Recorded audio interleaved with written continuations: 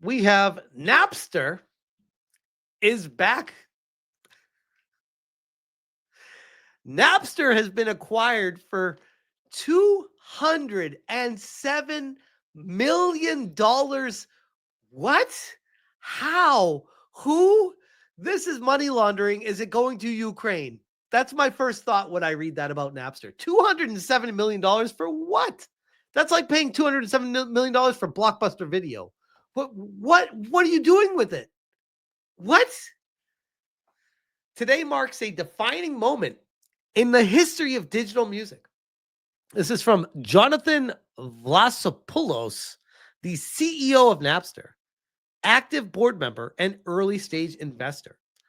I am thrilled to announce that Napster has officially been acquired by Infinite Reality for $207 million dollars. Which, what? I'm still at a loss for words here.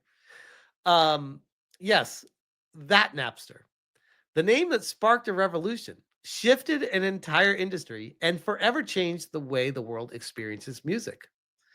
For me, this is more than a deal.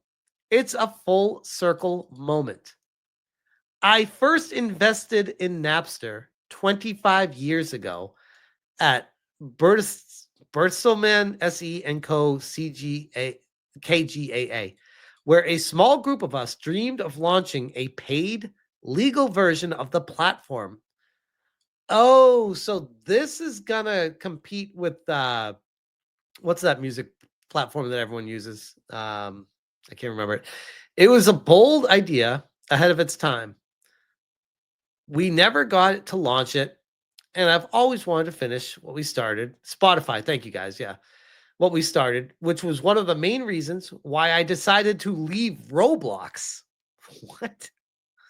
Where I had the chance to build innovative, immersive experiences for artists and brands at scale and take on the CEO role 2.5 years ago. I think you meant 2.5 years ago. 2.5 years ago is not, that doesn't make any sense at all. But yeah, this guy is trying to compete with Spotify, like straight up. At that time, Napster was facing serious challenges: operational, financial, and cultural. were they not diverse enough? But we had an iconic brand, a passionate team, and an industry-leading music platform with the same rights as all the big players. This presented us with a unique opportunity to reimagine what the digital music experience could be for fans in the 21st century. Are they kidding themselves right now? Why would why would anyone pay for Napster when everything was free on Napster? Like, I guess maybe a paid version of Napster would make sense if it was like guaranteed, legitimate, authentic songs that aren't going to be like clipped with the wrong audio or have a radio introducer or have like a DJ talking over the song when you downloaded half of it, or download a virus song if you could even do that with Napster. I can't even remember. It's been so long. We rolled up our sleeves, worked around the clock, and stayed true to a vision that put artists and fans at the center. We created industry firsts in AI with our playlist GPD feature, and we created the first immersive artist world on a DSP with Rick Wilson. Today, that vision takes a big leap forward. Now, oh, look at this. How cute. We're turning up the volume. Joining forces with Infinite Reality marks the start of an exciting new chapter, one where we'll accelerate innovation and help shape the future of music and entertainment in the new era of the immersive 3D internet. What? What are these wizards words that he's spinning out there? What the immersive 3D internet? What?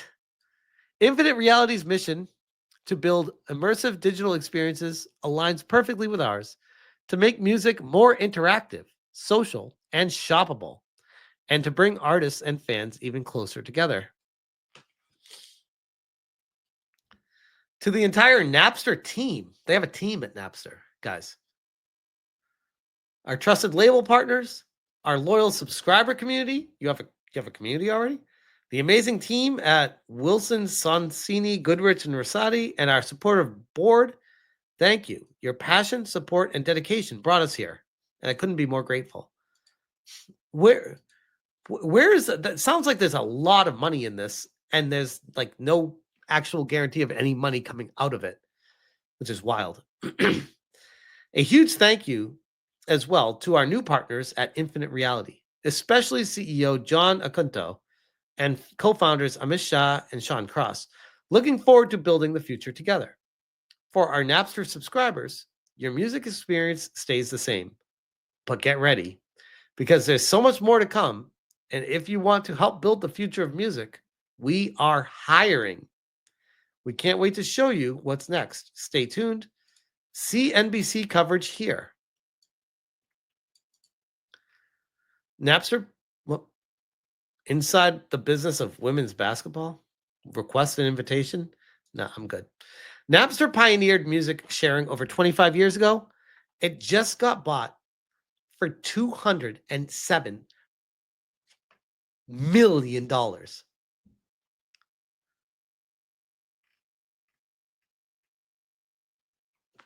The service was shuttered in 2001 amid mounting legal battles and filed for bankruptcy the following year, but the brand isn't dead. No, how could you file for bankruptcy in 2001 and then be sold for $207 million 24 years later? Make it make sense. What has even happened? No, who uses Napster? I haven't heard the word Napster in 20 years. Greystone says Napster will probably be a crypto site, probably. Or NFT music, where you can buy and sell. Infinite Reality plans to create virtual 3D spaces that allow music fans to enjoy concerts or listening parties together and let musicians or labels sell physical and virtual merchandise. Okay, so I get what they're doing here, and I think there is a future with this because Fortnite is already doing this. But the problem is there's not to pretend like I'm on Shark Tank right now and that I'm a shark. But the first thing I'd say is, okay, there's already another product doing that. And if you're successful, why is it not something that someone else can't just do and do better than you? What makes you guys different? This is not something where I'd be like, oh, let me put on my virtual reality headset and pay for this concert and just sit on my living room couch. That is not interesting to me. It's not. And if it was, I would do it in Fortnite already. There's nothing about it that I have to be there for. Or even PSVR 2. Even the PSVR did this kind of stuff. There's nothing special. You could do courtside seats on PSVR and MetaQuest, where the NBA had the cameras there where you could pretend like you're sitting on the court side. Like you can do it with virtual reality. Cool. That's awesome. It's not the real thing, though, man. Like, nothing beats the real thing. And I know you could get to the next topic of, well, virtual reality porn. Nothing beats the real thing, guys. That's what I'm telling you. When we think about clients who have audiences, influencers, creators, I think it's very important that they have connected space that's around music and musical communities. We just don't see anybody in the streaming space creating spaces for music. I think that's fair. But my concern would be if they move forward with this and it starts to pick up traction, then there will be competition that comes in that has already established their platforms and will completely destroy them. Unless they do it right with exclusive deals and get everything set up beforehand and all this other stuff. So there is an opportunity here, but it's not something that I'm jumping at. But I can't get over the $207 million. I can't get over that. That's insane. Like, holy crap. That's I should say a fifth, but close to $250 million. That's insane. Yeah, remember Metallica suing Napster? Good times. So here we go. Since 2016, Napster has been a music streaming service offering on demand streaming of licensed tracks, currently for $11 per month. It's a small player in a world dominated by Spotify and Apple Music. In 2022, Napster was bought by a blockchain company. Oh, who called it? Someone in the chat called it. Whose investors brought in whatever that is.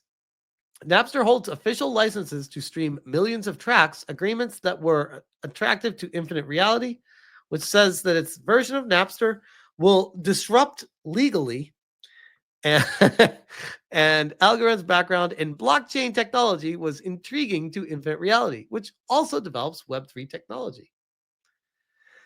Napster NFTs, whoever called it, you guys were right. You guys were right. So yeah, Napster has been bought for $207 million. If you're curious, here's Infinite Reality, the company at the bottom. Infinite Reality is an innovation company powering the next generation of digital media and e-commerce through AI and immersive technologies. IR's virtual worlds enable brands and creators to fully control.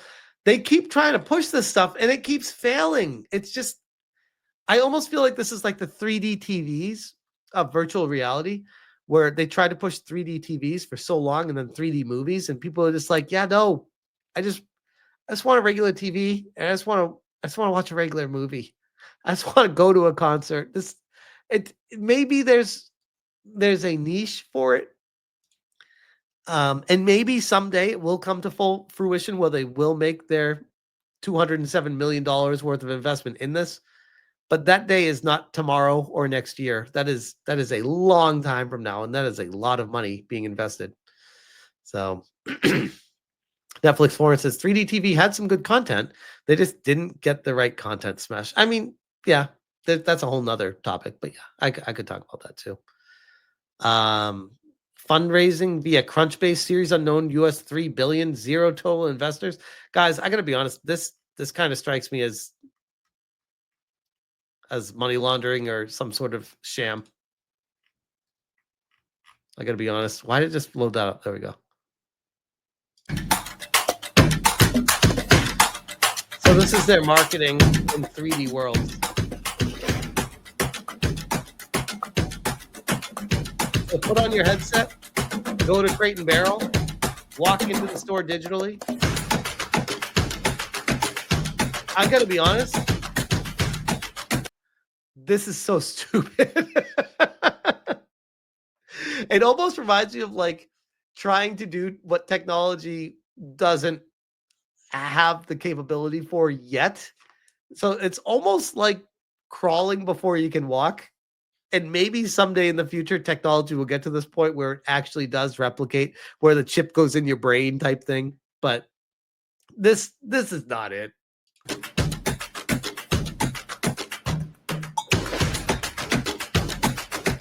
I mean, notice how they're appealing to women, by the way. That stuff. Maybe it's a woman thing where girls will do this, but I don't know many women that will put on a headset to do this. That's going to be a whole marketing push in itself.